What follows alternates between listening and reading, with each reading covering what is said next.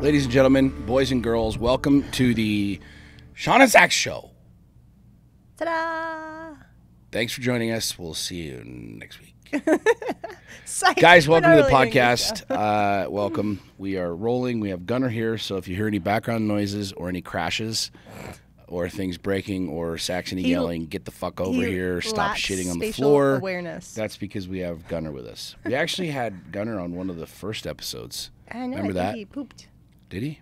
He laid on the floor. You know that word, don't you? He's so adorable. Always pooping you in guys, the house. He really is an amazingly smart dog. Like Zach said, he has no spatial awareness whatsoever. Like when he's going through a door, he just clips your legs, takes you out, doesn't care. Nope. He has zero feeling, I think, in his body.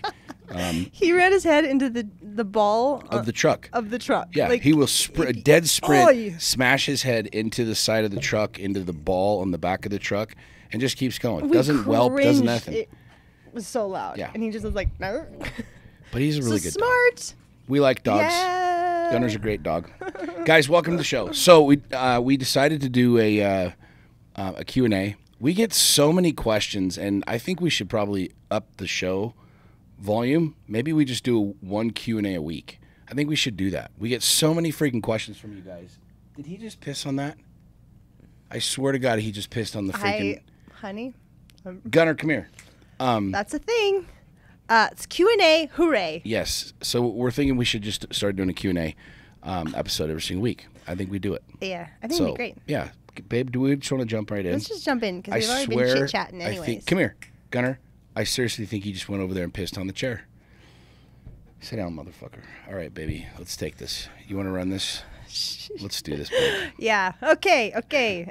These all came from my Instagram, so thank you to all you lovely people. We have 15 questions. 15 questions. 15. And guys, before we jump into them, really thank you for your questions. We really do appreciate it. We appreciate the interaction that you guys have with us and sharing the show and liking the show and commenting on the show. It really, really, really is fun. And we love the questions. We love the Q&A episodes. Well, and it makes... It's like refreshing for us because we have our own topics, and when you guys present them to us, it's like, oh, curveball. It makes it like cool. Be on the fly on this. So, all right, are you ready for numero Let's uno? do it. All right, this one has to do with our mission. Gunnar, come here. What mental preparation did you do to handle facing the people on your recent mission? I'll take that for a sec. Or do you want to take that one? No, go for it.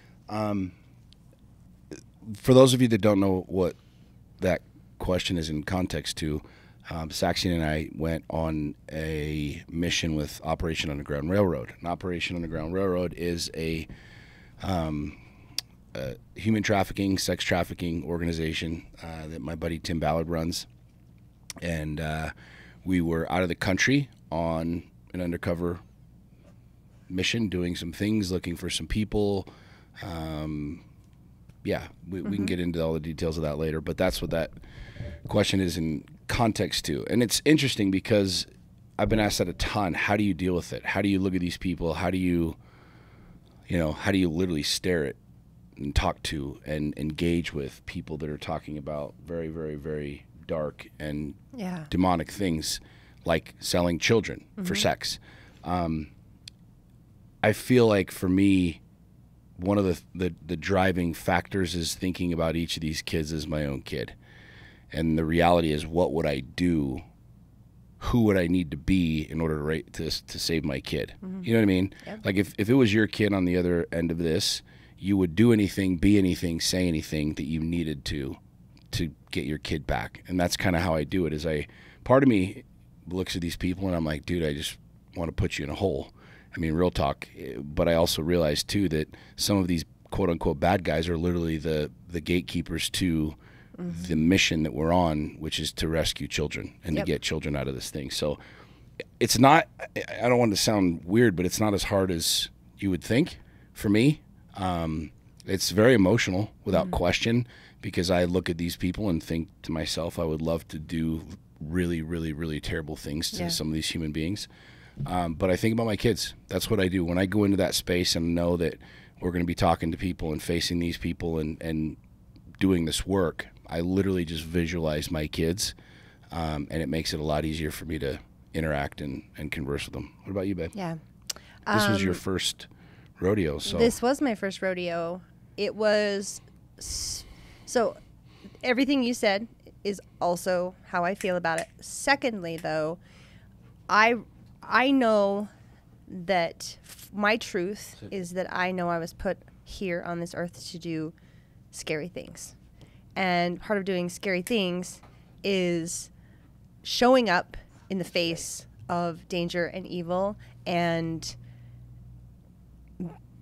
like somebody has to do it. And I know that I'm equipped to do that emotionally, spiritually, physically. This is why I take care of myself in all areas of Core 4, so I can go and do hard things. Gunner, you are annoying.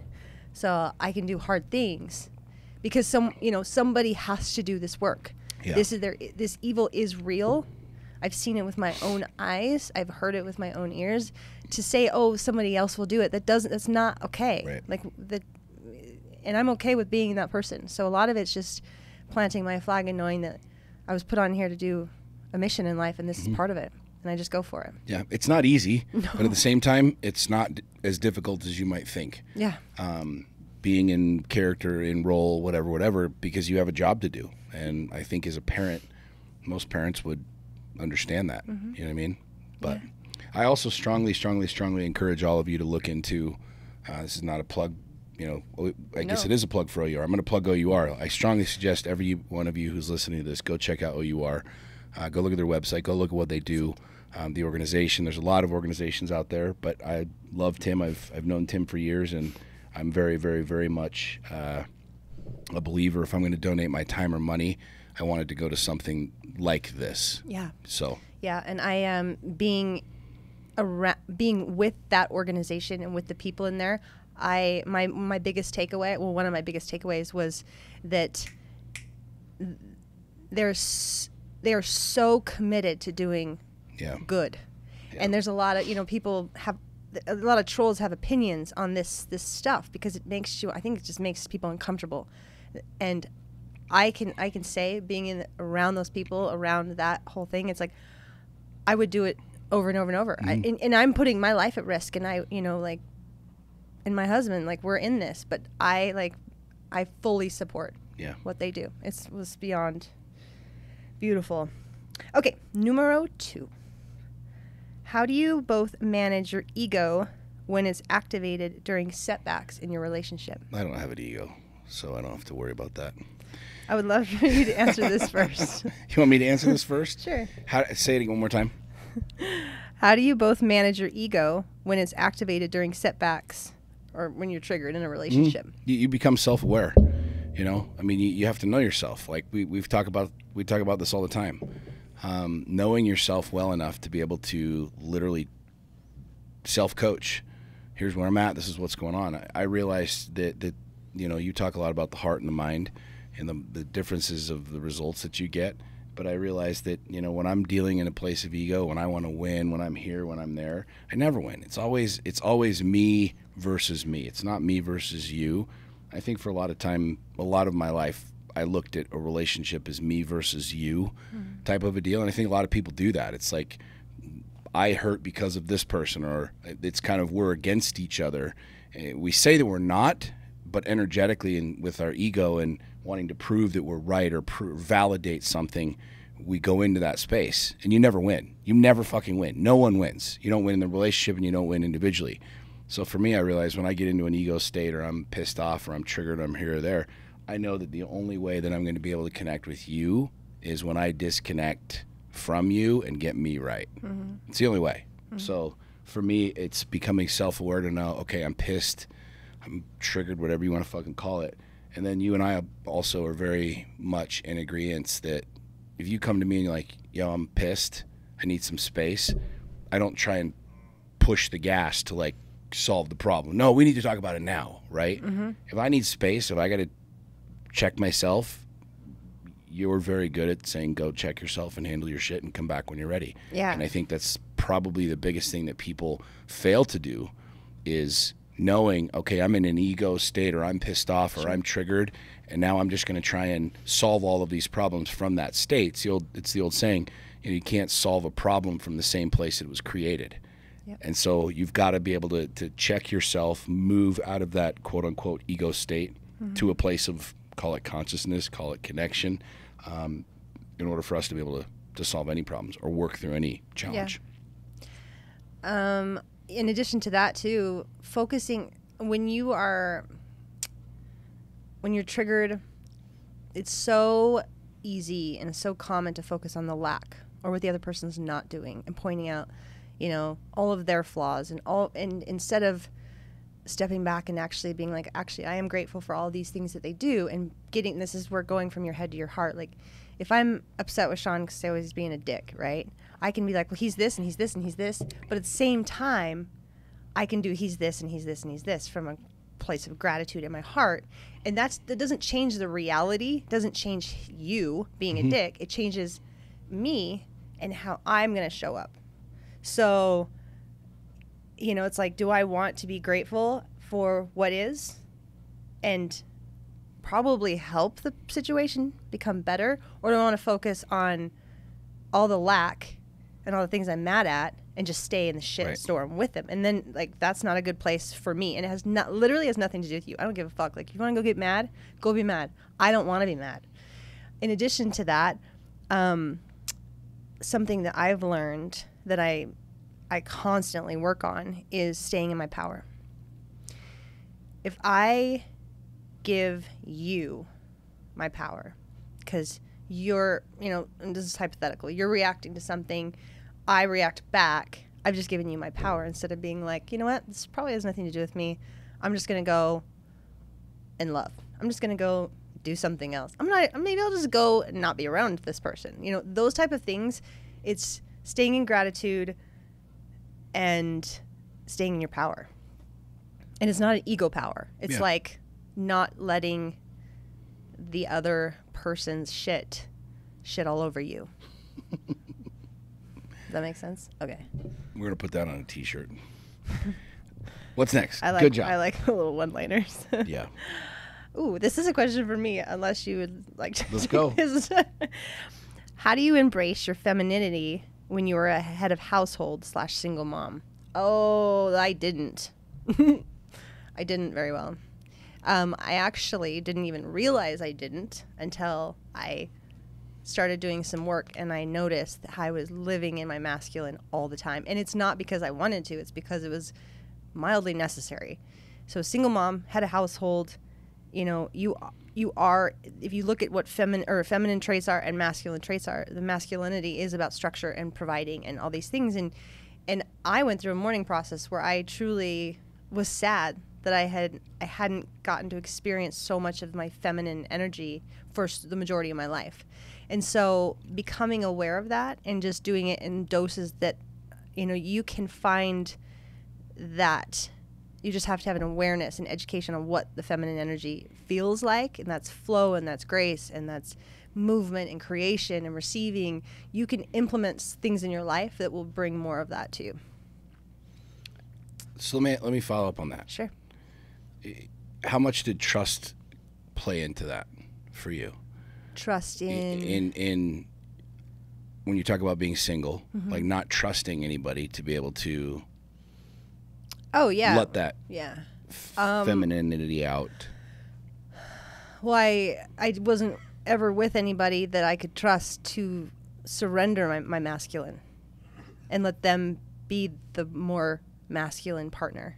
I didn't. So I was the most masculine partner. Like, I made probably more money than a lot of people I was with too. It's just like I was in that role. I was comfortable with it. And it's because I was probably just choosing partners that were in alignment with that because that's what I knew. Instead of, that's like with you and I, we didn't like each other at first, honestly, because we battled. I mean, we liked each other, but we battled a lot. We clashed a lot because we were both in our masculine so much. And it took me realizing that if I wanted to be with you, I had to surrender some of that and become more feminine. But it is like single moms, this is just a thing. So it's like you have to implement that. And you're not going to find it in another person. You're going to find like, just start trusting people and let it go away. It's not. It's just, you're going to have to find that balance with or without a partner in your life. Bingo. Yes. Next question. how were you able to work on yourself with very young kids, Sean? I mean, young kids, old kids, you know, it's just... I think they probably mean like time consuming. Look, everybody has the same amount of time. And the thing that is really interesting to me about listening to human beings is, you know, I don't have time to do this. I don't have time to do all these other things. And the reality is whether you're a millionaire or billionaire, working 9 to 5, a stay-at-home mom, single dad, it doesn't matter. We all have the exact same amount of time. What I have found is that people don't have the same priorities. Yeah. And if you value something, you invest in it. Case in point, fitness. I value my body, okay? I've gone from being in shape to having surgery and not being able to move, and I value my body. And so I make it a priority to invest in it. Mm-hmm. Gunner. I keep thinking he's peeing on the carpet. This might be his last episode. I was going to say, Gunner, we love you, but you're not coming anymore because you're very much a distraction. I was hoping you would just sit. Anyways, Bryce, back to the question. No, it's fine.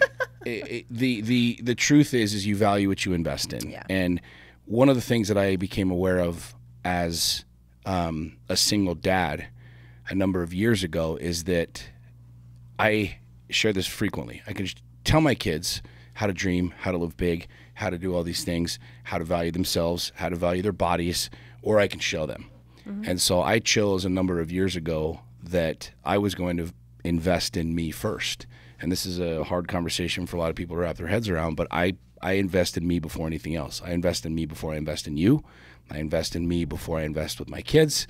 I invest in me more than anything, simply because I am the connection point to all of those things. I am the source of the business and the family. Mm-hmm. And as the father, if I don't have anything in my cup to pour, we're fucked, mm-hmm. right? And so I strongly encourage people to step back who have a single situation or 2 jobs or 3 jobs or any of these things that you would otherwise say, and look at the fact that, like, you are the common denominator. Mm-hmm. And so if you try and invest in yourself when you, quote, have the time or have extra time, there's no such thing as fucking extra time. There's no such thing as extra money. You have to make yourself, you have to make the investment into you without question, as important as eating, as breathing air. And that's how I view it, is whether I've got 1 kid, 5 kids, a wife, I'm single, businesses, it doesn't matter to me. I am number 1 priority, and the investment into me is without question the single biggest thing that I do. Yeah. I think also just prioritizing it, with it meaning having it be scheduled in. I had little kids. I remember what that's like. It's exhausting physically, emotionally. Creating time, when I did like 2 years ago, and I did like an inner child healing course. I told my kids, I was like, I'm doing this, you know, I was very open with them, say, you know, I'm going to go down this, do this work. I just want you to know, you know, I'm taking this as a priority. And I mean, you know, my little guy was 7, probably 6, 7. And it was like, okay. So he knew if I was taking time in my bedroom journaling or whatever that was, he knew what I was doing instead of just pulling away. So, and I prioritized it. Mm-hmm. Kids sleep. Like, maybe give yourself an hour before bed, and that's your hour to do journaling, to do, you know, listen to your books and do your courses, whatever that work you're referring to is, just build it into your life schedule. Yeah. I agree. Good answer, babe. Shanks. Okay. Keep those open so we can. Yeah. Have you mentioned an eating, or you have mentioned an eating disorder on the show? Can you elaborate? Yeah, I was bulimic for 17 years. A lot of people want to know about this question. From the age of 10 to 27. And I don't know where it came from. I don't know how it started. I can speculate, but it was 10, so I'm not really for sure. I think it had a lot to do with probably a lot of factors.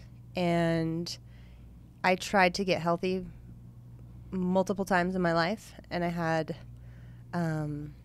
no success until I lost a baby, and that kind of kicked my face in, and I knew that I was either going to die or something had to change. And I made I just planted my flag. Like I say with everything, I planted my flag, and I did it on my own. I didn't really know there was clinics for that. So I could elaborate more, but I need more direct questions because it's a huge topic. It could be a whole show. But, you know, I'm available in DMs if you have questions. I have lots of people reach out about it. So I'll leave it at that. Babe. Yep. Advice for dating in 2021. Newly back to the dating scene and have no clue what I'm doing. 2 things. Number 1, tell the truth.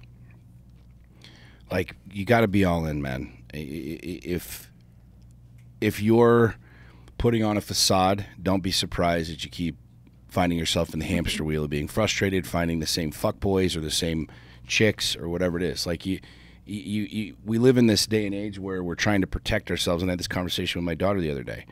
You know, we're showing up to build relationships, guarding our hearts, protecting our hearts, holding everything back, building these walls, building these fences, right? We have all of these layers that have built up to quote-unquote protect ourselves.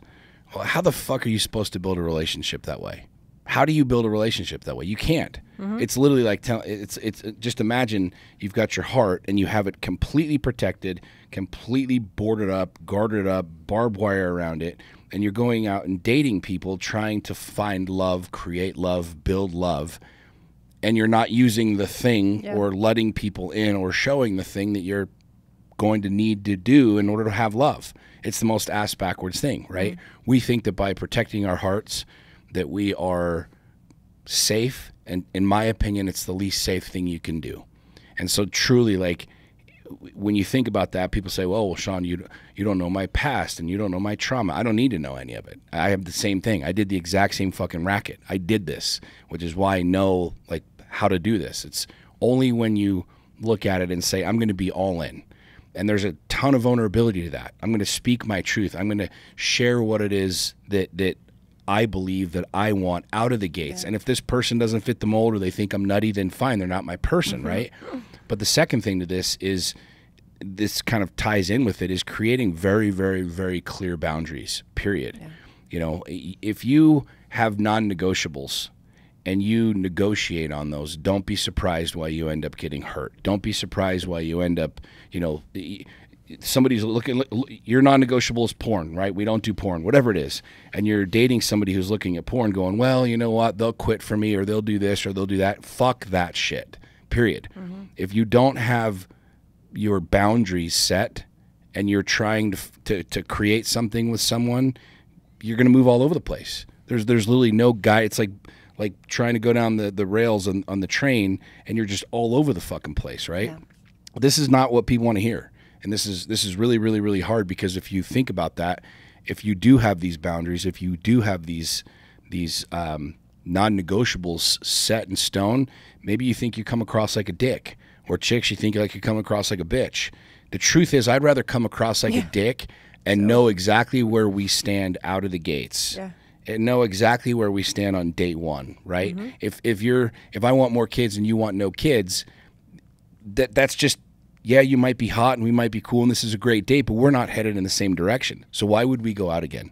Why would we date again? Well, maybe I'll try and persuade you, or you'll try and persuade me, or I'll try and persuade you. It's the dumbest fucking thing you could do, mm-hmm. but I also understand why, you know, a lot of people do this. And so my strongest suggestion for people is to tell the truth, man, to be all in from date one.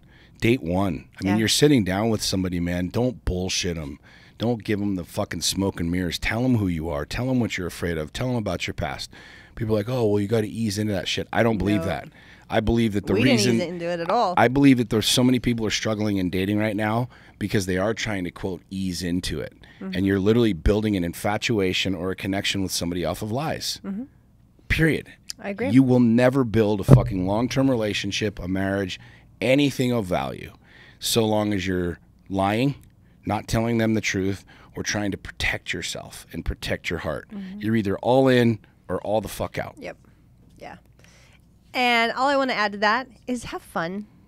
Like, dating is not, you know, there's not this end-all goal that you have to end up married. Like, have fun dating. Like, dating is fun. Yeah. If you make it fun, there's there's people out there. You can discover new music, new books, new restaurants, you know, like there's companionship. Like have fun instead of, if you're so focused on an outcome, you might miss the whole journey of dating. Yeah, but you want to have an outcome, right? Like if sure. I'm just saying, but going in with an expectation of like, I have to find this. Yeah. I want to this. I want, instead of enjoying it and being more present in the process instead of focused on the outcome. Yeah. Knowing to yourself, of course, like, yes, of course, I wanted to be married, but I also like. Well, that's exactly what I'm getting at is don't go fucking date people and say, you know, you're looking for marriage if you're really just interested in fucking 50 people. Like, don't do that, right?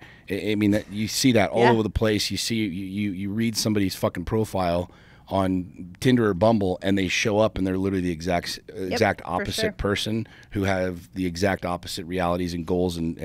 But it sounded good for Bumble. It sounded good for Tinder. Yeah. You know what I mean? Just tell the truth, man. And as a woman coming out of the dating pool years ago, like, honestly, the thing is that I will say is don't. He's eating a rock, I think. Oh, Gunner.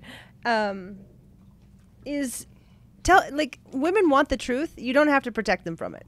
So that was one of the things that my biggest takeaway was dating and breakups and things. I was like, I just wish they'd tell me the truth. Like, why didn't you just tell me that? Yeah. Then I would have been like, okay, I get to make a decision and carry on, right? Okay. Next question. How do you differentiate depression from being wore out or burning the candle at both ends? You take that one.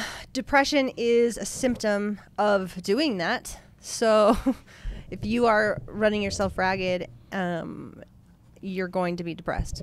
So I don't know. I'm not going to get all medical on it with what depression actually, because depression is a symptom of a problem. And the problem is, it could be, you know, a chemical imbalance. It could be hormones. It could be that you're burning a candle both ends. But depression is a symptom that will come from not taking care of yourself. Right. You will be emotionally exhausted, physically exhausted, spiritually exhausted if you are doing that, if that's your pattern. And it's okay, because I fall into those traps and I'm like, oh, hold on a minute, pull back, and then I reset. You know, so that's what I have to say about that. What do you think? I think too, like, understanding that there's nothing wrong with it, man. There's nothing wrong with being burned out. Like, I get there sometimes, but I've tried to build a life where I'm not burned out, where I enjoy what I do. But there's days that I'm like, fuck today, I'm done. I'm tired. Whether I'm burning the candle both ends. And I think too, the idea that depression is this, again, without the medical mumbo jumbo, because there's 1,000 people who want to chop up what I'm about to say, but like, maybe you're not depressed. Maybe you just hate what you're doing. Maybe you just don't like the people you're hanging out with, and you're just in a negative mood all the time. You think you're depressed, but you just are surrounded by assholes, or you fucking hate where you are in life, right? It's not depression. It's just, I'm in a shitty spot in life. But then there is real chemical depression where you're sad and you're this and that and the other. Yeah. And I don't think either of them is bad. I don't think either of them is wrong. I think it's just identifying, like, where am I really at in my life? Like, I'm way more happy now than I've ever been in my entire life. I struggle with quote unquote depression or feeling like shit way less than I did years ago, when I was not honest, when I was not doing something that I wanted to be doing, when I was not with people that I wanted to be with. And making those changes, I think, takes you to a completely different reality.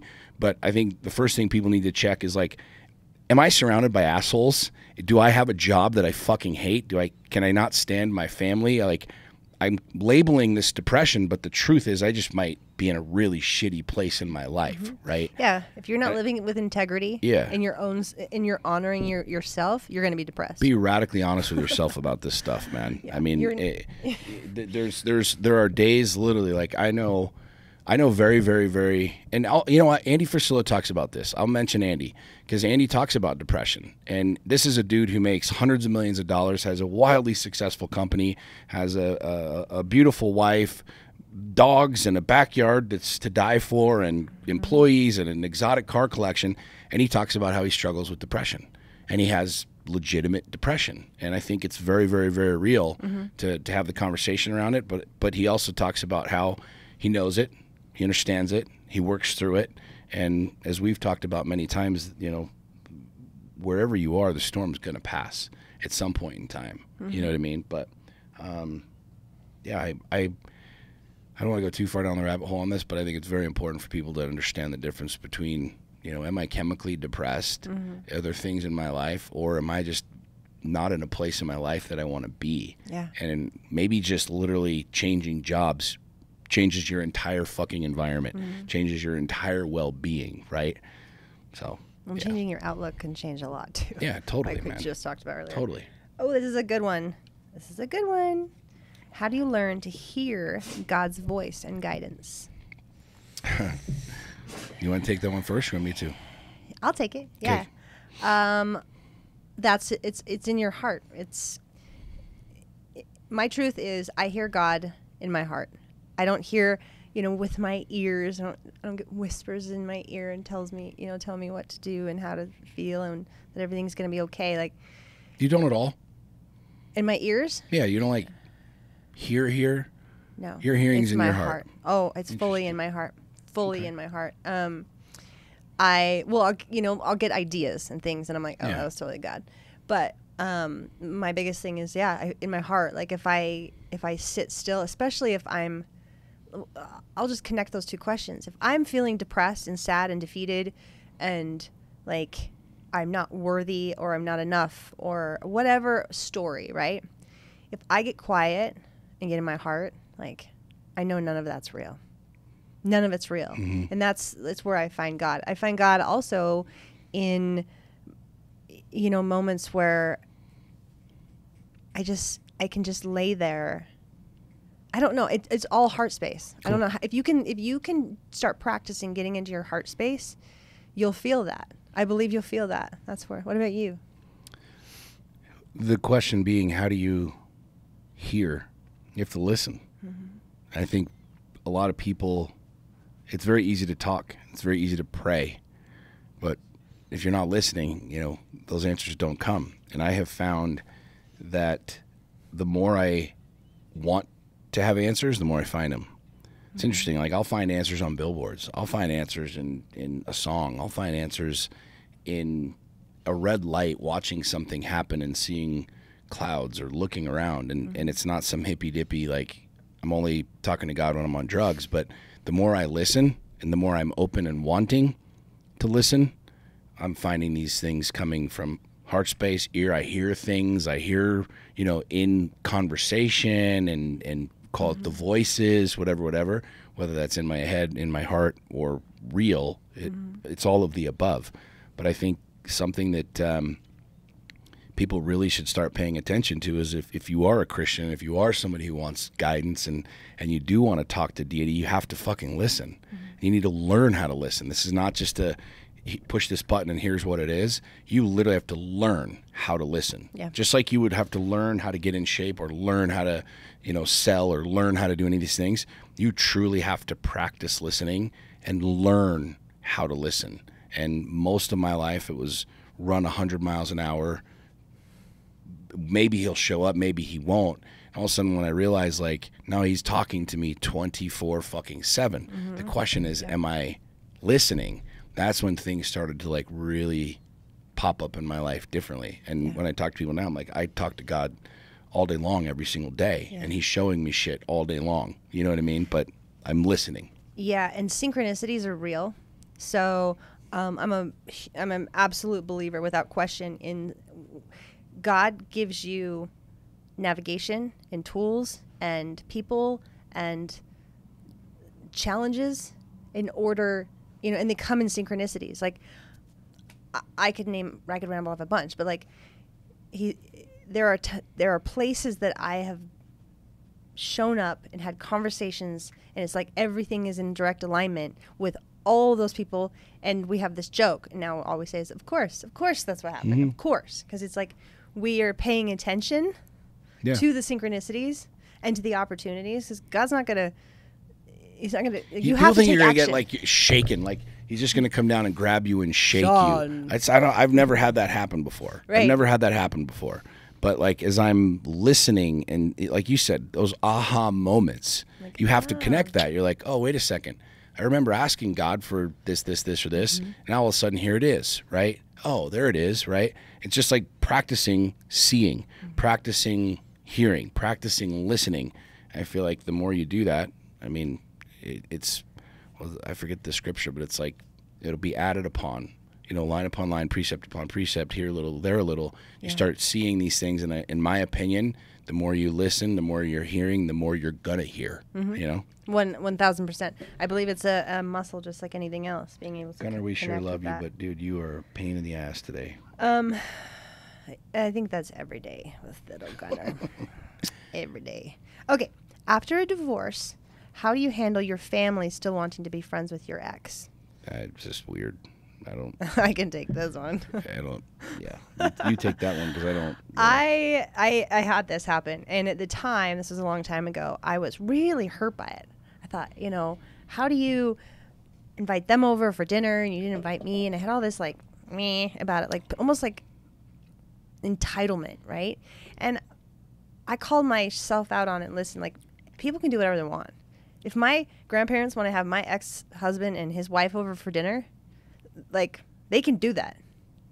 It has nothing to do with me. I can have boundaries around if I think that that's appropriate, right?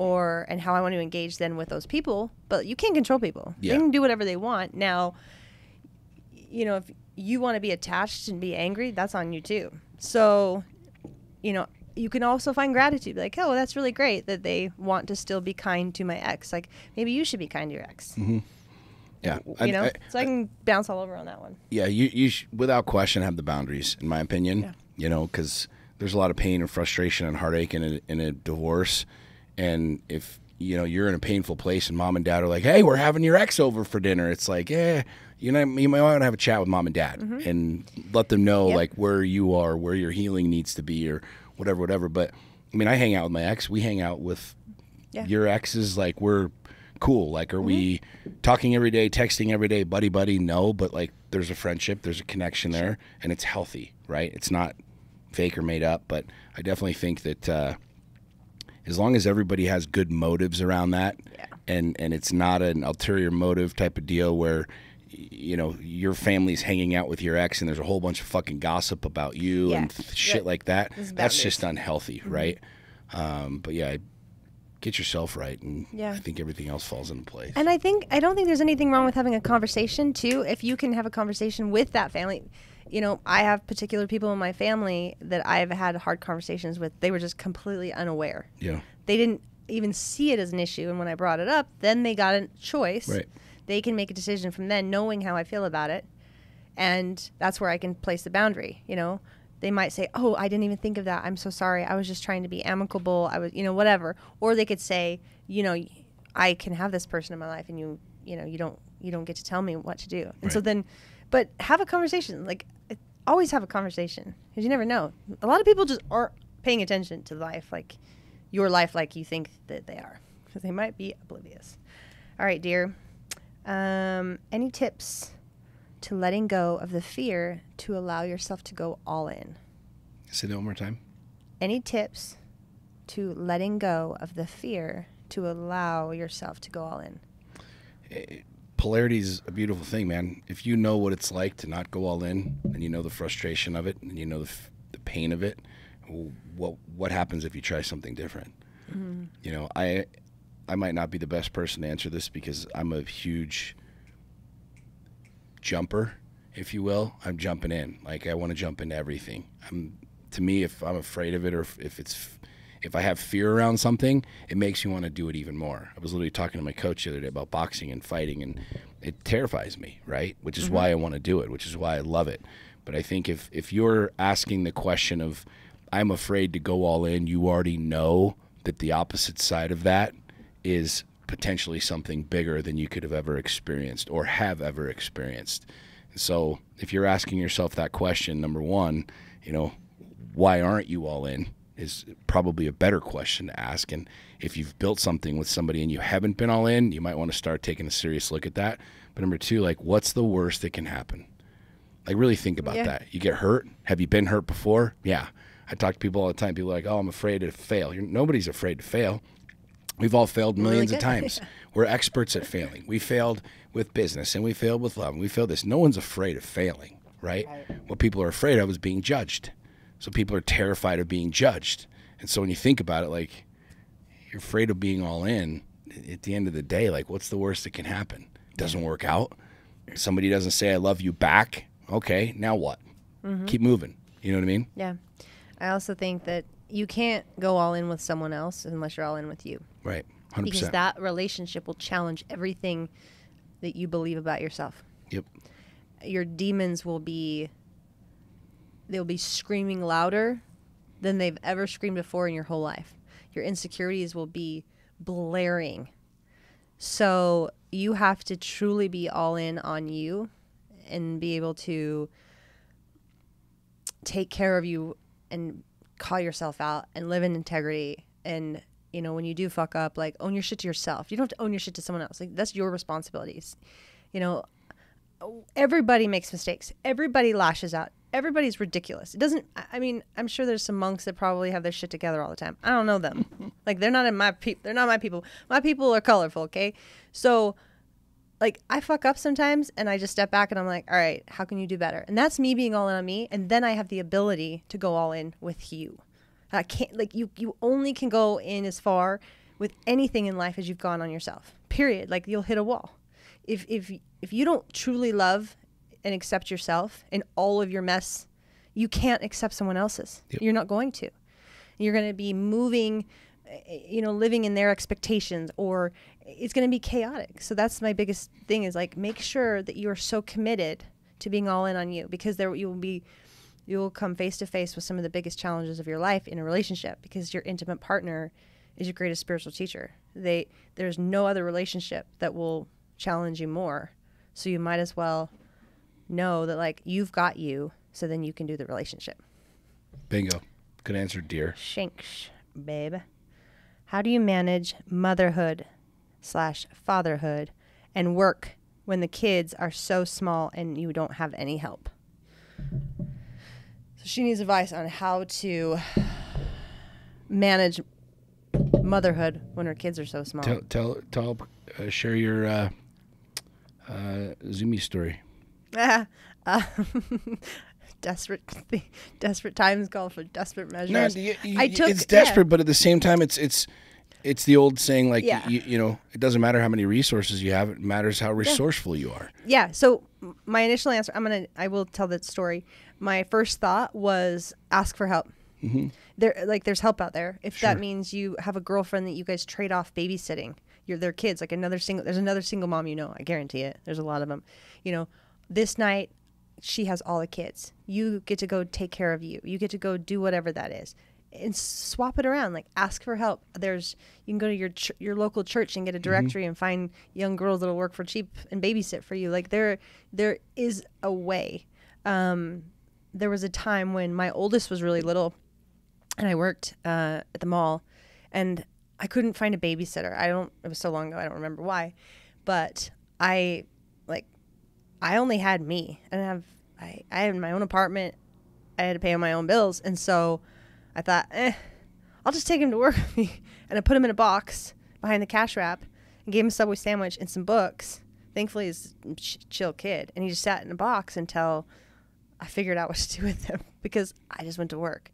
I was banking on asking for forgiveness if I got in trouble way more than, you know, getting in trouble for not being at work.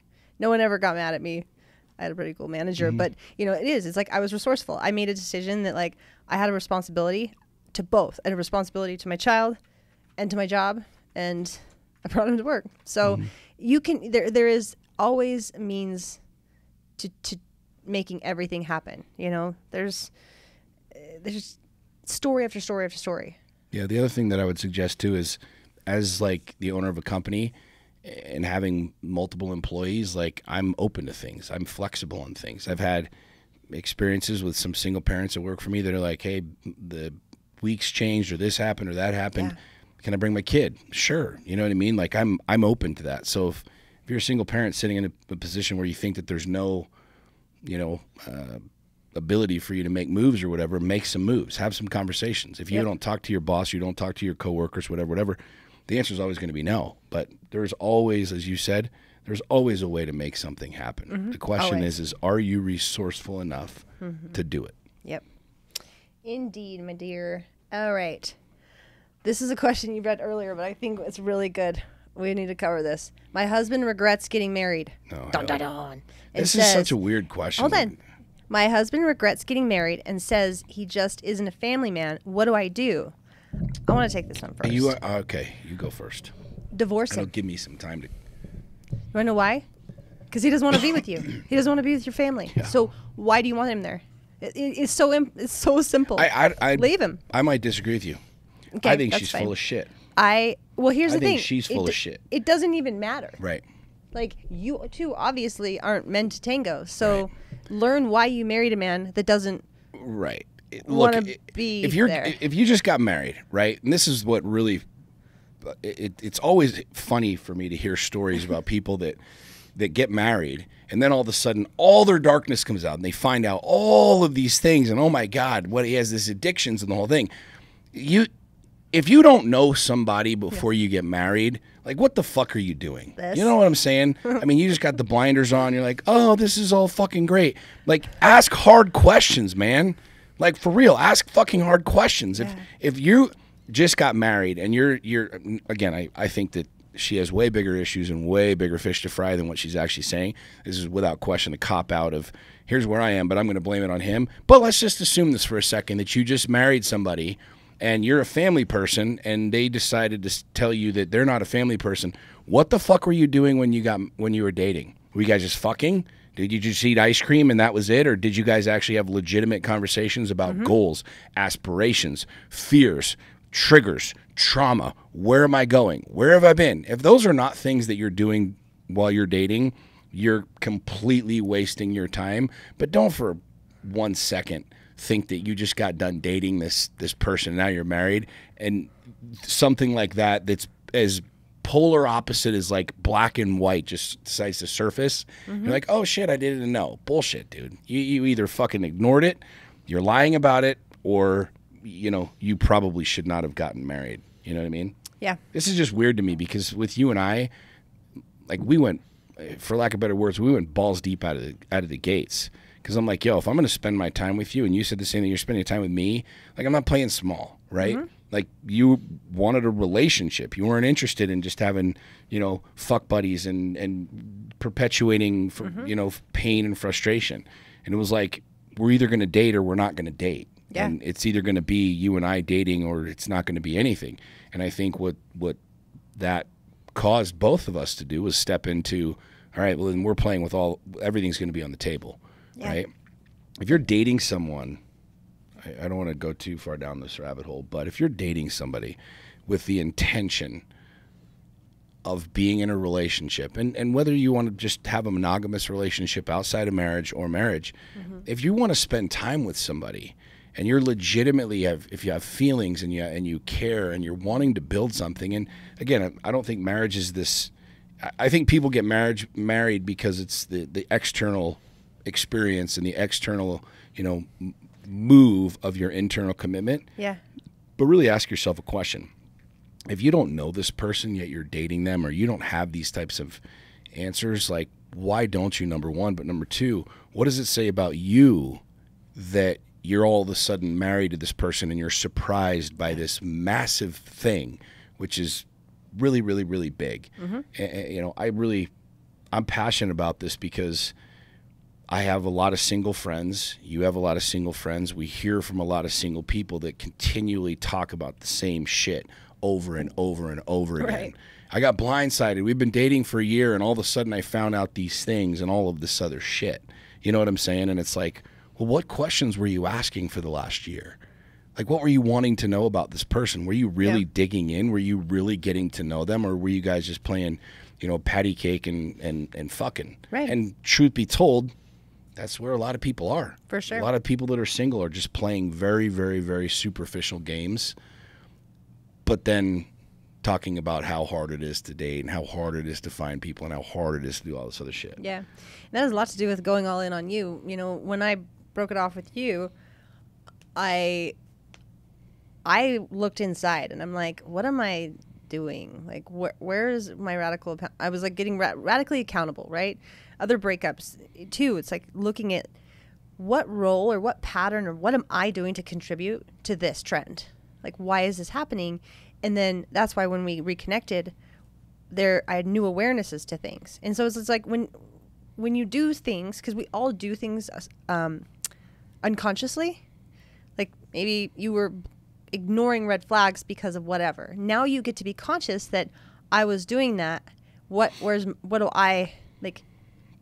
my accountability in this? What do I need to learn so I can then better show up in the next relationship I'm in? So, life. It's such a fun journey. My dear, this is 2 questions that I blended into one. Okay. So the first one is business.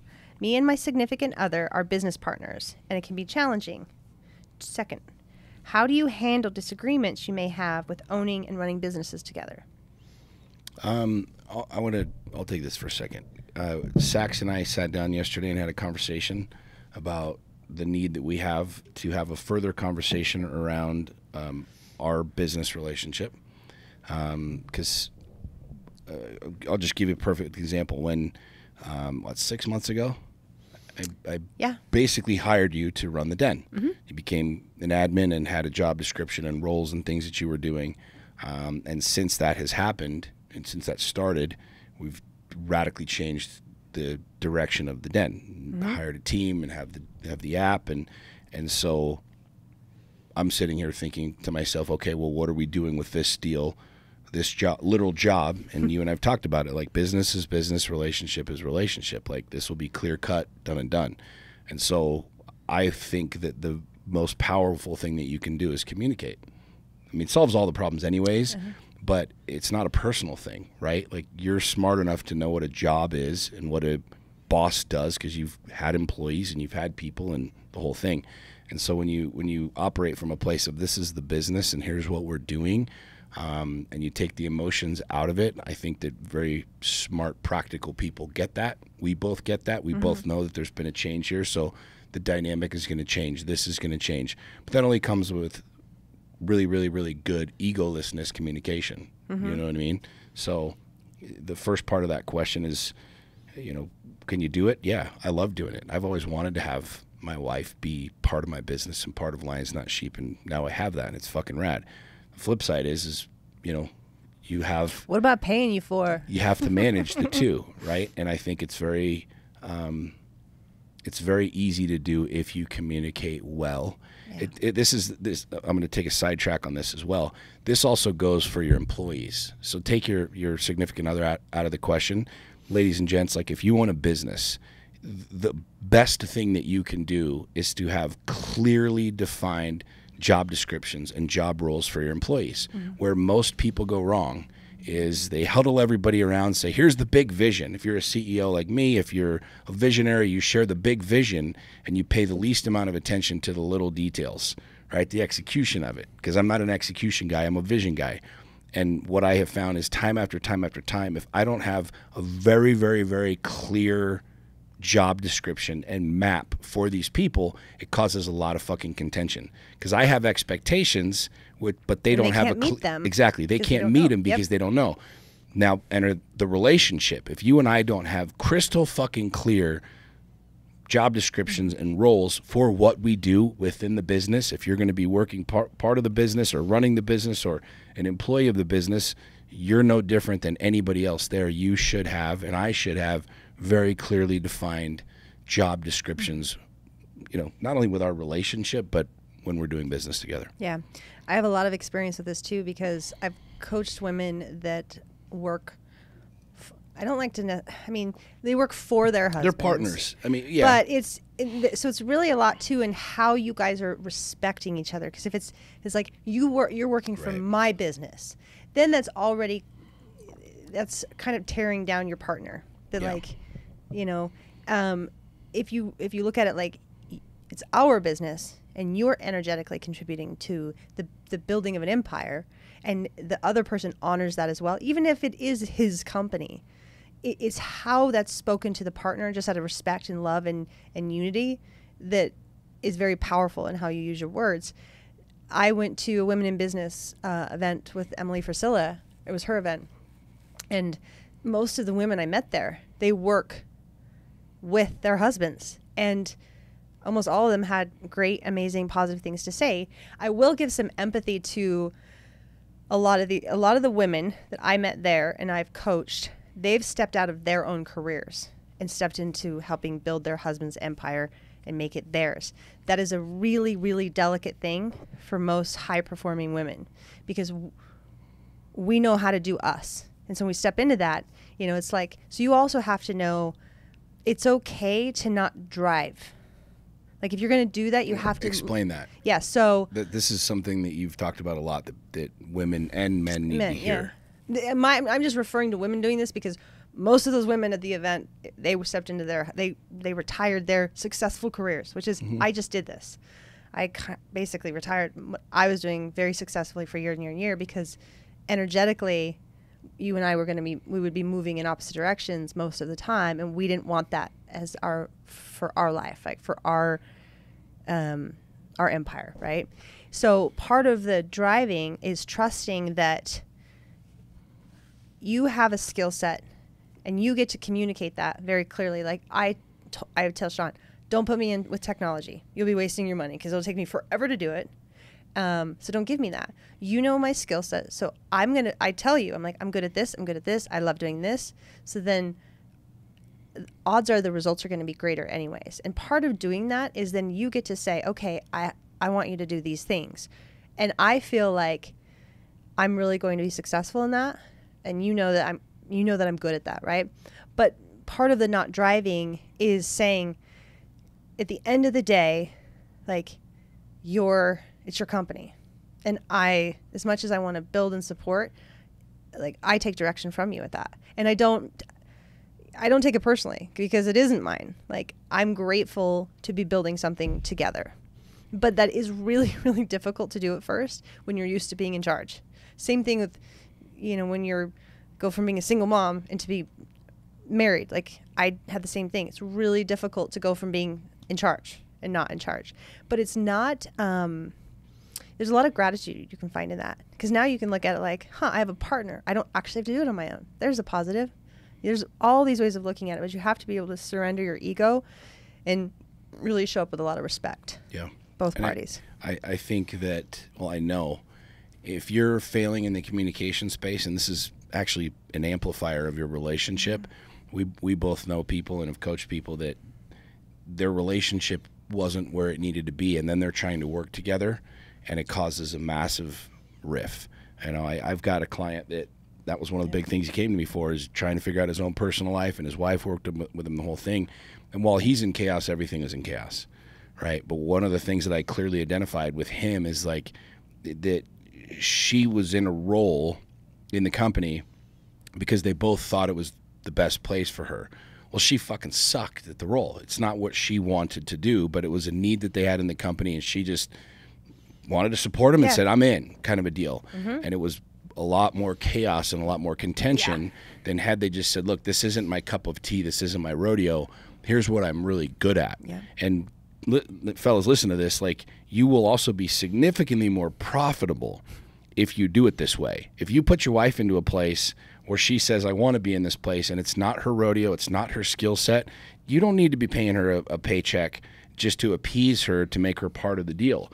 But if you utilize her skill set and you get clear, like, I know what your skill set is, and it ain't technology and it's not this other shit, you could learn it just like I could learn it, but that's not your game. Like, that's not just how it works. So putting you into that space, it's like, okay, that's not going to work. But here's what you're good at, and this is where you could actually help the company make a lot of fucking money. So fellas, you got to get that ego to the side and realize that, you know, your woman has a skill set or many skill sets that you don't have, and there's no place for ego with me and you. Like, this is, number one, a job, but this is what you're really good at. Like, the more you thrive in this position, the more you thrive in this aspect of the business, the better the business does, the bigger it grows. You know what I mean? So fellas, get super, super, super clear on that. Or ladies, whoever owns the business, whatever it is, you know, in that it's really fun. I will say that it is really fun working with your wife or your significant other. I enjoy it. I think it's rad because the commonalities and the vision and you seeing everything, and you have a better understanding of what it is that I'm dealing with and what it is that I'm going through as a CEO, as an owner of multiple different companies. And I think there's a really strong advantage to that too, is as you show compassion to that, it I think, and maybe touching this, I think it unifies us. I think it helps us connect even more. You know what I mean? There's a lot of people, ladies, if you're not connected to your man's business, I did this for years with my first marriage. I disconnected the two. I never told my wife about any of it, really. She was never involved in the business. It was like the business life and the home life. So she never really understood the pressures or the stresses or the deals that I was doing and the gravity of these things. And so there's a lot of impasse there. Yeah. And so I truly believe getting your significant other involved in your business in any way is actually a really, really, really good thing. Yeah. Yep. I totally agree. Okie dokie. How to deal with a situation in dating when the other person starts to pull away? You want to take that first? Yeah. If someone's trying to pull away, it has everything to do with them. So honestly, if you have any type of negativity in a relationship, it doesn't have anything to do with you, because people project. They also have all of these mechanisms like ghosting or, whatever it is, like that's their shit. When someone starts to pull away, something in them is starting to be triggered. I could speculate that, maybe they don't actually feel like they're deserving of love, and so they're going to sabotage it by pulling away because that validates their story, right? They might not even be aware of this. A lot of people, I think most people, do this unconsciously. And, if someone pulls away and they're interested in someone else, then that also has nothing to do with you. Right. So whatever that negative energy is that's happening, I guarantee it has nothing to do with you. Because if it did have something to do with you and they really did want to show up, they would have a healthy, open conversation with you about why they're energetically pulling back instead of just pulling away. That's where you can tell it's probably has nothing to do with you. And the greatest thing, I actually told Bryn about this the other day, where we were talking about relationships, and it's like when people ghost you, like that's a gift. If someone ghosts you, be so grateful that they made the decision that they weren't going to be able to show up for this relationship much sooner than later. So you can be grateful, like, oh, I'm glad that one's out of the way. Yeah. It's attaching to the expectation of what that person will be in your life is what really hurts. It's not them leaving, right? Because we create almost like a fantasy or facade of where this relationship will be, because it's fun to do that. It's fun to create this like whatever in my head. And then when people pull away or they leave or they just, it's like it hurts, but it's because we were attaching to an expectation. The person was going to do what they're going to do all along, and you actually never knew what the outcome would be. And so being more open and grateful to like, okay, this has nothing to do with me. I'm just going to either hold space. Maybe they're going to go work on this and then come back and have a conversation, or they're going to disappear. And either way, you're good. Yep, I agree. Obviously, having communication sets the precedence for it. If you have shitty communication and somebody's pulling away, I mean, it's very, very telling. There's two aspects that I look at. You and I don't know if we want to call it pulling away, but we have our days when we're like, yo, we need space. I got to go do me. You got to go do you. Call that pulling away. Call it whatever you want. It's communicated up front, but that's very real for both of us, right? If you're dating somebody and all of a sudden they just stop moving, there you go. I mean, you got your answer. But one thing I wanted to say about this is, you and I have talked about this at length. We are reactionary creatures. And one of the things that I noticed in dating is people will do things based off of someone else's actions, right? And I'm not talking about just recourse, but like, I'll love you if you love me. I'll tell you the truth if you tell me the truth. I'll go all in when you go all in. And there's this waiting for someone to do something or be something or show up some way to then give you the permission or the ability to do that. I think that's the reason that a lot of people are stuck. We're waiting for this other person to make a move in order to say what we really want to say. And I think that that's ass backwards. I think that you, whoever's listening to this, need to be what you want to be, say the words you want to say, regardless of where the other person is.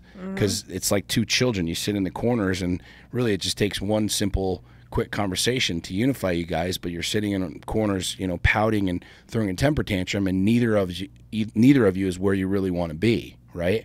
So I strongly, strongly, strongly encourage you, if you're dating, even in a relationship, if I want to say something to you, I'm not looking for permission to do that. You know what I mean? Like, I'm not waiting for you to make a move for then me to make a move. I'll make whatever fucking moves I want. I'll speak whatever words that I want. I'm going to share how I feel when I feel it, regardless.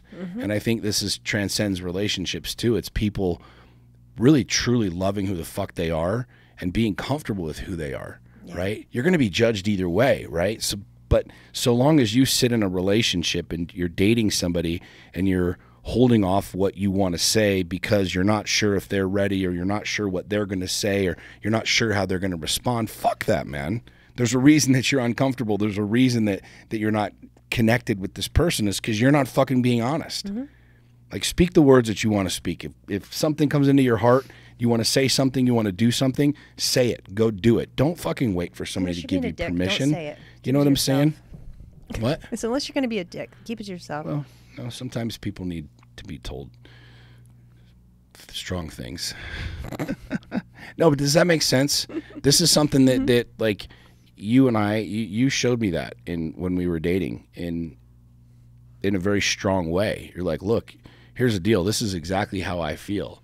Yeah, I'd never experienced that. You're like, when you told me you were all in, it was like, what does that mean, right? And you're like, this is where I am, and this is how I'm proceeding forward in this relationship, and what I want and what I want to do. Whether you do, whatever you do, I don't care, but this is what I'm doing. And it was kind of that thing like, oh, okay. It was foreign for me, but I think it really showed me that, like, you're going to do and say and be whatever you want, regardless of whatever the fuck I'm going to do. And that's a powerful place to be. Yeah. That's very, very, very powerful. And so if you're a person who's investing into someone and they're pulling away, you continue to do what you want to do until that no longer serves you, right?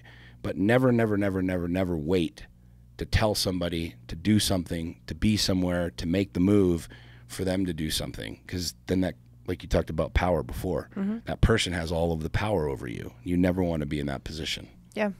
Yeah. And don't add fuel to a fire.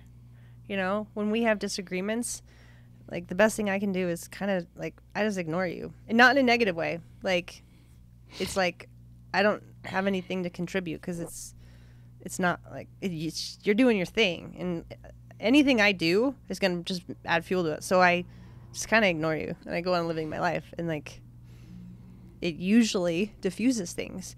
So be really aware of how you're contributing to negativity in a relationship. Because you get to make a choice. Yep. So, okay, this is the last one. Last question. And I saved the sex for the last one, the end. Okay. It's not really that great of a sex question. You guys really don't give us any cool sex questions. Hint. Carry on. One person has a higher sex drive than the other. Do we compromise? Do it 2 times a week or 4? I love this question. Like, take it. Should they do it 2 or 4? No. I'm not going to tell you how many times of sex a week. I want to know, my first thought, I have so many things to say on this. Why is the other person not interested in intimacy? Because sex is fantastic. Sex is what makes this world go around. That's why we have all these people. Like, it's not, it's a big part of life. It's not what makes the world go round. But okay, this is true. It's a big part. To Saxony, apparently. You can tell who has the sex drive in this relationship. Carry on. There you go. But truly, I think that this is just a symptom of something else. Right. So if your partner has a low sex drive, let's play discovery game. Maybe why? Is it hormonal? That's very easy fix. Like, mild, like, amounts of testosterone for women changes their sex drive dramatically. Like, have that shit looked at. Is it a safety thing? Is it a comfortability thing? Is it a confidence thing? Is it, is there trauma behind it? Like, as a partner, the best thing you can do is help them discover maybe why. Because low sex drive is not, like, I don't think anybody wins. That person's not winning, because getting laid is great. So 2 to 4 times, I would say that's just an outcome. Let's go to the source. Right. Let's figure out what the problem is. And maybe it's like, I mean, there literally is a million reasons why a person doesn't want to have sex. And so instead of compromising and like, okay, I agree to have sex with you 4 times a week. Dude, that's not going to be a fun lay. It's not a number. It's not it's fun. Not. No, but here's a question then. I'll ask you a follow-up question to that. Sure. Like, I truly believe that most people like sex. Okay? Now, if we're being really honest about this, I think regardless of who you are, or your religion, whatever, the actual act of sex should be liked and appreciated by everybody, right? Yeah. Now, if you have this is where we're going on this. Is some people are like, fuck that, I hate sex or whatever. There's a reason for that. What I'm getting at is Sex at Dawn, the book, phenomenal book. In our DNA as human beings, like, we are programmed for sex, okay? I'm not going to go off on all of that. Mm-hmm. The moral of the story is that men and women in our DNA, we enjoy sex. Sex is part of our nature. It's part of our experience. It's part of our connection. It's part of our, radiation of our energy, the entire thing. So I truly believe that anybody that has any of these types of situations where one has a higher sex drive than the other, or my partner doesn't like sex or whatever, there's deeply rooted things that are far bigger than just sex. Because the actual act of sex is enjoyed by both people most of the time.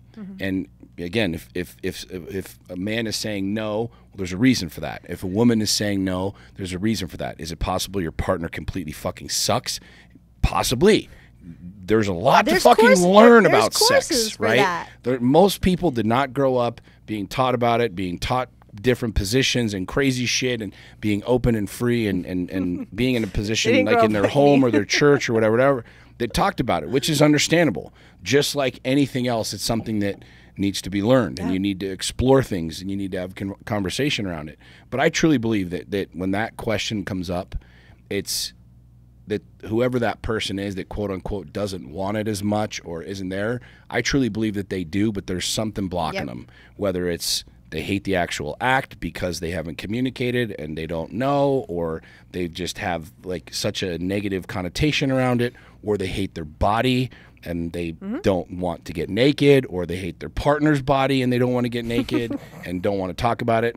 It never, in my opinion, is actually about the act of sex.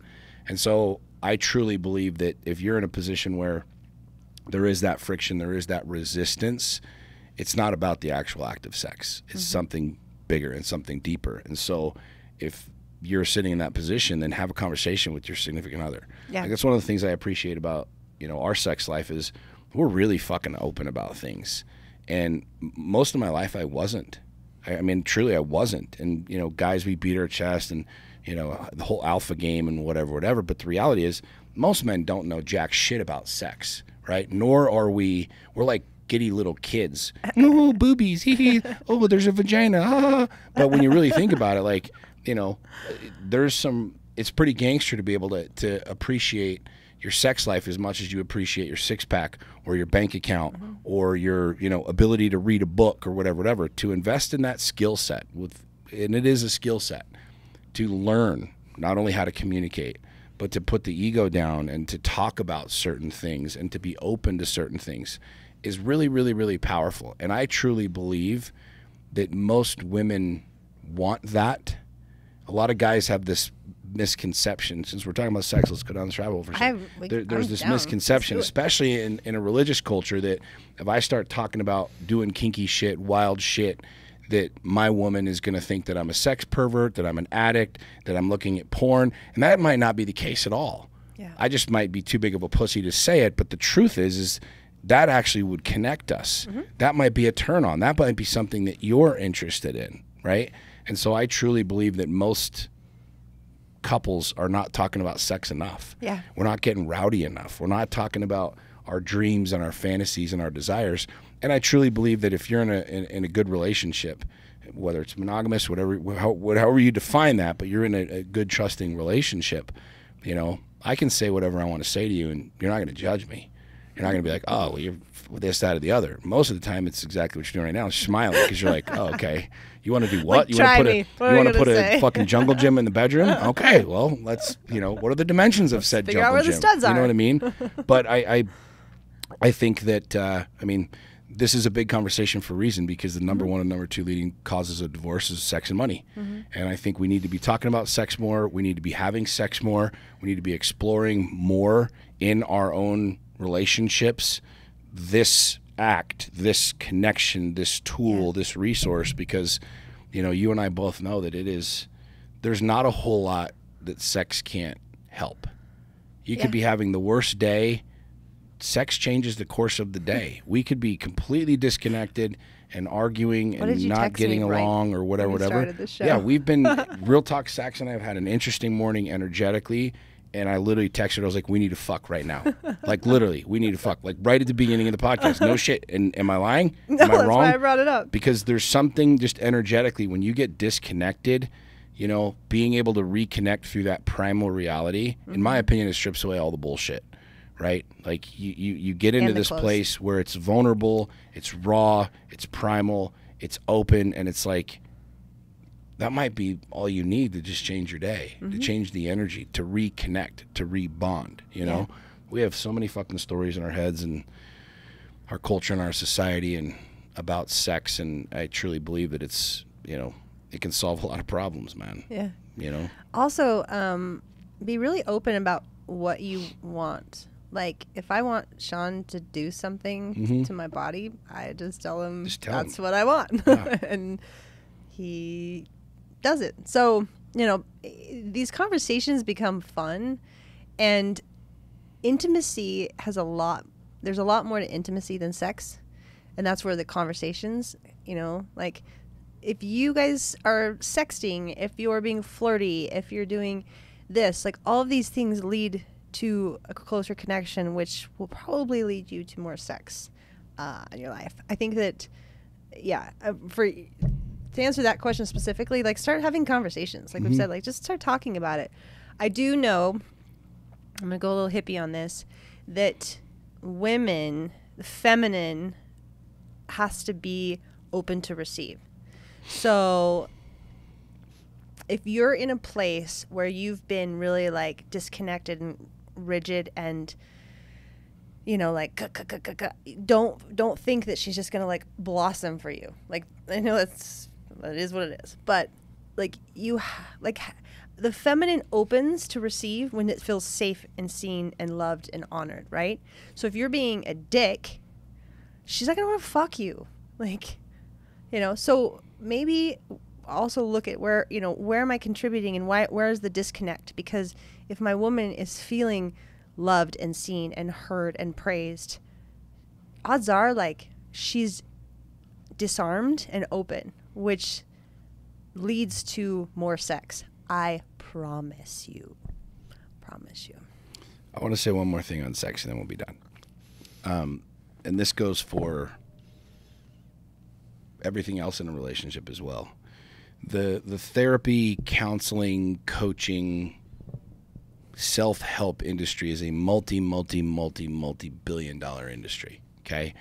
There are countless books written about sex. There's picture books with pictures of positions. There are tantra, blah, blah, blah, blah, blah. Kama Sutra. Like the whole thing. There are thousands and thousands and thousands of books written on sex, on communication, on relationships, on how to make money, all of these other things. Like something that I am becoming more and more and more comfortable with is figuring out a lot of this shit on my own and realizing that even this podcast, I'll say this about this podcast, this is the gospel according to Sean and Saxony, right? Yeah. Do we say dumb shit sometimes? Sure. After we hear something and listen to an episode where we're like, I don't know if I said that right, or maybe I actually think a little differently, but I mean, I'm not the same person that I was 6 months ago, and I believe differently, right? But I'm saying this for a reason, because there are a lot of people out there and books out there and courses out there that will tell you what is right and wrong and what it should look like and it should feel like and it should be right. And I'd have you consider for a second that there's 7+ billion people on the earth, and that one book might not fit every single person. That one course might not fit every single person. That one reality might not fit everybody else. And so take all of what we're saying, and I'm saying this about my own podcast, take what we're saying with a grain of salt. Yeah. Try it if you like it. Use it if you want. Take a little bit of this, a little bit of that, throw out the rest of it. I don't give a fuck, right? It's the same thing with everything else, like with the books and the coaching and the counseling and the therapy and the videos and the whole thing. Take what works for you, but don't for a second think that like this book is the only way. Mm-hmm. This deal is the only way. This is the only thing. And I think most people are smart enough to understand that, but very few people actually, I believe, go on this journey of exploring it and figuring it out for themselves, right? I've read a lot of fucking books that I do the exact opposite of what they say. Mm-hmm. I mean, I had one of my coaches tell me not to do a low-end ticketed deal, right? In the coaching space, it was, when I first started getting into the coaching space, it was all about high ticket, you know, $2,000 to $10,000 to $20,000 to $50,000. And that's where everybody was at. And that was the only thing that you should be focused on. And I'm like, no, dude, I want to do something different. And I started the Lion's Den. Well, now we've got, you know, 15, almost 1,600 members around the globe, and it makes millions of dollars a year, right? So I went against what somebody had said was the only way to do it or the right way to do it, and I found something really fucking cool. So I say that with a lot of respect and encouragement to those of you listening right now. Like, take this with a grain of salt. Read, study, educate yourself, indoctrinate yourself. And if something doesn't vibe and you want to go a completely different fucking direction, God bless you. Yeah. Go fucking do it, right? Go experience it. Go do it. Yeah. So there's not a one-size-fits-all in any of this game, especially with sex. Yeah. You kept saying exploration, and it made me think of masturbation. So I'm going to say something. Were you talking about jerking off now? Well, I'm talking gears. About, now let's talk about from a masturbation. woman. Because a lot of, I've known this to be something too, is a lot of women they're not familiar enough with themselves sexually to even be able to really have a good sex life. So if you don't know what turns you on, if you don't know how to like get off, like figure that out with yourself first. Mm-hmm. Get to know what you vibe with, and that will probably make your sex life better. Look, yes, I did just tell y'all. Let's just keep going. Let's just keep going on this for a second. Let me know how that goes. Let's just do a whole podcast, like a whole episode on masturbation. On not masturbation, but on sex. I'm trying to make you laugh. No, but this is a good. It's a great conversation. It's a very, very important topic. So I mean, let's talk about it. Like when Sax and I first started hanging out, when we first started hooking up, right? And I flat out said, like, I wouldn't kiss you for like 5 dates, right? And we're very sexual people, right? We are very, very, very sexual people. We both love sex. We have an incredible sex life. But I wanted to rewrite the rules. I didn't want to just start coming out of the gates fucking, and literally. I wanted to, do some shit differently. But the communication, man, like, I struggled with that for a long time. Like, everything from how you do certain things to a blowjob to this, to that, and the other. Like, for a long time, it was like that was your thing and that was how you did it, and I didn't want to rock the boat or say this or say that. And we're in a completely different world where I'm like, no, do this, try this, don't do this. I like this, I don't like that. That level of communication. And I love that. Like, but you want feedback. To talk about your point, about masturbation and women getting to know themselves and men getting to know themselves.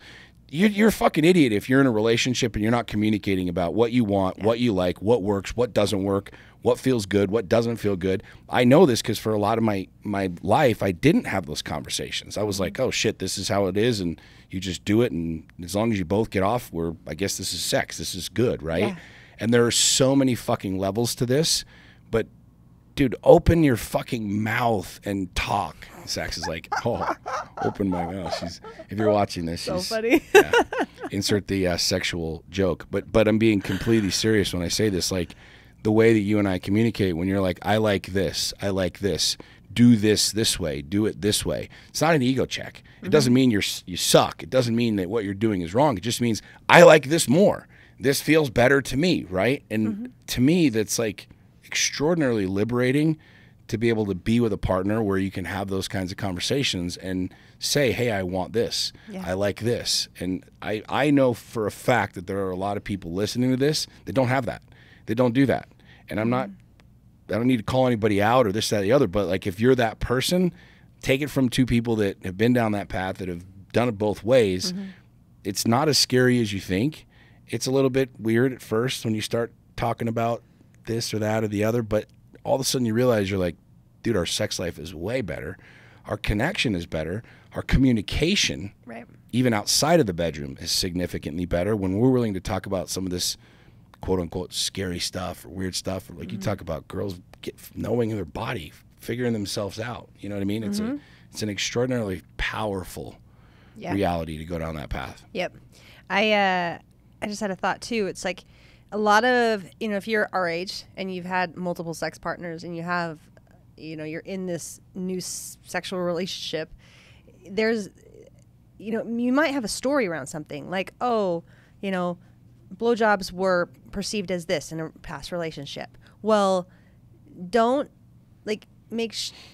communicating even blockages or not scarcity, but like insecurities you may have, like, like in my past relationship, this was associated with this, right? And it was negative. And that helps, we talk about rewriting stories, rewrite sexual stories. Totally. Like 100%. Well, I grew up in a religion where sex was perceived as this. So connecting intimately with your partner emotionally is also such a way of building a better sex life. Because if I know, like, oh, you feel that way about blowjobs and I feel this way about blowjobs, then like we can understand that and it makes it more pleasurable because, and this is a really common thing. Like a lot of women will give blowjobs out of obligation or as a prize or as it's a reward, favor or whatever. Right. And that may not be the case with every woman, So say you have that, recognize that like if you have that in your head and that's not serving you, communicate that and have a conversation. So things like that, like that'll help improve. I feel your like we need to do a whole podcast on sex. I feel like we could probably do 50 podcasts on sex. On sex. We really could. We should. Yep. Let's do it. Bryce is like, yep. Let's talk about sex, baby. The what? The Sean and Sax on Sex show. With Sean and Sax. We talked about that. We're gonna like review sex toys and all kinds of stuff. That one just doesn't sound that fun. I don't like sex toys. Yeah. We have way more fun without them. Yeah. Anything else, I think dear? they're a cop-out. I don't think they're a cop-out. They're kind of fun. I mean, there's not a whole lot you can do with a 18-inch big, huge, giant dildo other than laugh at it. I'll throw it at you or, use it as a doorstop or some shit like that. But, you know what I mean? Yeah. Anyways, I think, are we done? We don't have one of those. So. We don't. I should get one, though. Like, stick it on the wall. You know what I mean? Those ones that, like, have the suction cup thingies on there. You play a lot of We cool have pranks nosy with it. kids. That would have to not exist. Yeah, I guarantee you kids have... We don't have a ton of sex toys, but I guarantee you kids have come in and... Anyways, whatever. Babe, anything else, dear? Good Q&A, ladies and gentlemen. Thank you for your questions. Yes, we just kind of went a little bit further than we expected on the sex one. But you can tell we like to talk about sex. We do, and it's important. And, giddy, ha, ha, ha, cool, whatever. But, like... It's important. It's important to talk about. Yeah. And I feel like we have a good sex life. I don't know what everybody else's sex life is like, but I do hear a lot of shitty sex stories and shitty experiences, and I've had a few of my own. So it's like, let's talk about it. Let's help people not have shitty sex lives. Yeah. Let's do what that. I mean? And thank you for being patient with our disconnection in the beginning with Gunnar running a ruckus around town. Yeah, Gunnar was all over the place. We were a little frazzled. We were out of the flow because we had a dog pissing on stuff. So thank you, as always, for accepting our authenticity. That's how we roll. That's what we're going to call it. Ladies and gentlemen, thank you for tuning in. Please like, comment, share, and we will see you next time. Ciao. Ciao, bow. Bye-bye.